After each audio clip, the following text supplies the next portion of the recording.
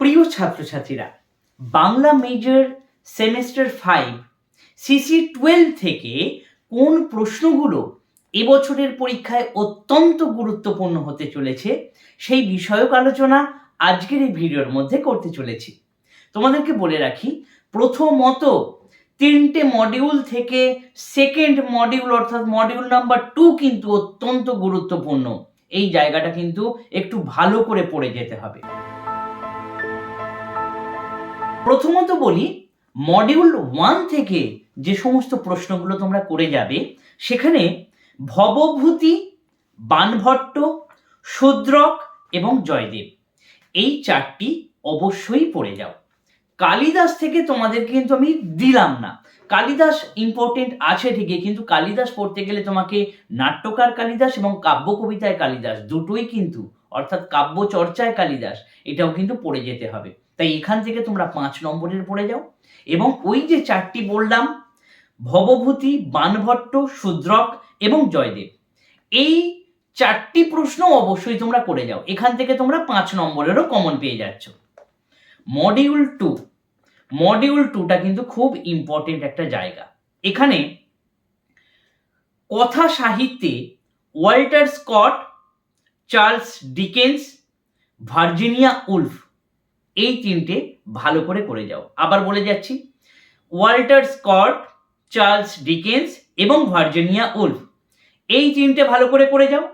এবং কাব্য কবিতায় Wordsworth, Shelley এবং এলিয়ট এই 3টে ভালো করে করে যাও। 5 মার্কসের জন্য শেক্সপিয়ারের নাটক কিন্তু খুব গুরুত্বপূর্ণ। এছাড়া এখানে এতগুলো সাহিত্যিক রয়েছে, এই সাহিত্যিকের মধ্যে যে কোনো একটা সাহিত্যিকের, কবি হোক বা নাট্যকার হোক কিংবা কথা সাহিত্যে যে কোনো একটা রচনার নাম কিন্তু দিয়ে দিতে পারে।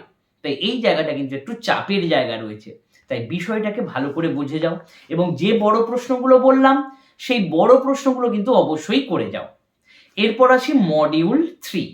মডিউল 3তে নাট্যকার ভরতেন্দু হরিশ্চন্দ্র খুব ইম্পর্টেন্ট। এর সাথে মুন্সি প্রেমচাঁদ, এই মুন্সি প্রেমচাঁদ কিন্তু দুইভাবে প্রশ্ন আসে। ছোট গল্পে মুন্সি প্রেমচাঁদ এবং উপন্যাস রচনায় মুন্সি প্রেমচাঁদের কৃতিত্ব, এই যে প্রশ্নটা এরমভাবে ঘুরিয়ে দিতে পারে।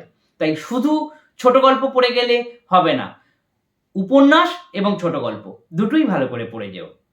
এরপর আসি ফণীশ্বরনাথ রেণু এবং মহাদেবী বর্মা, এই প্রশ্নগুলো কিন্তু করে যাও।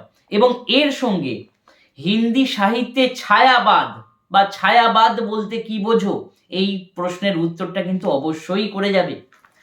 5 নম্বরের প্রশ্ন, এখান থেকে যে কোনো একজন সাহিত্যিকের কবি কৃতিত্ব 5 নম্বরের দিতে পারে। এছাড়া এনাদের যে সমস্ত রচনাগুলো রয়েছে, যেমন মির্জা খুব ইম্পর্টেন্ট, যেমন সংস্কৃত সাহিত্যে কুকুরমুত্তা খুব ইম্পর্টেন্ট। এই ধরনের তোমরা যে স্যার ম্যাডামের কাছে পড়ছো সেখান থেকে কিন্তু ছোট প্রশ্নের টিকা হিসেবে করে যাও।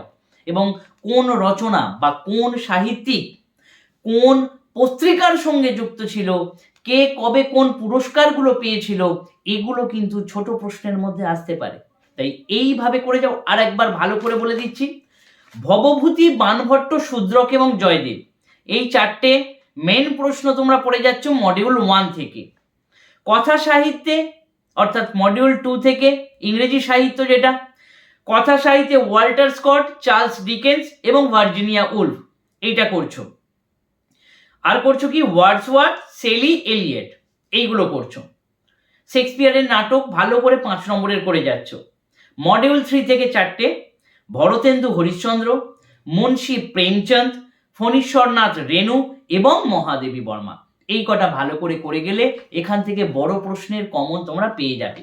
আমি ছোট প্রশ্ন, শর্ট কোয়েশ্চেন কি ধরনের কি আসতে পারে সেই বিষয়ক আলোচনা চেষ্টা করব তোমাদের জন্য করে দেওয়ার। আমি আগামীকাল হয়তো কিছু প্রশ্ন উত্তর নিয়ে তোমাদের ভিডিও আমি দেব। তাই তোমরা যদি একটু প্রয়োজন মনে করো তাহলে ভিডিওটা একটু সেভ করে রাখো কিংবা চ্যানেলটিকে সাবস্ক্রাইব করে রাখো। ধন্যবাদ।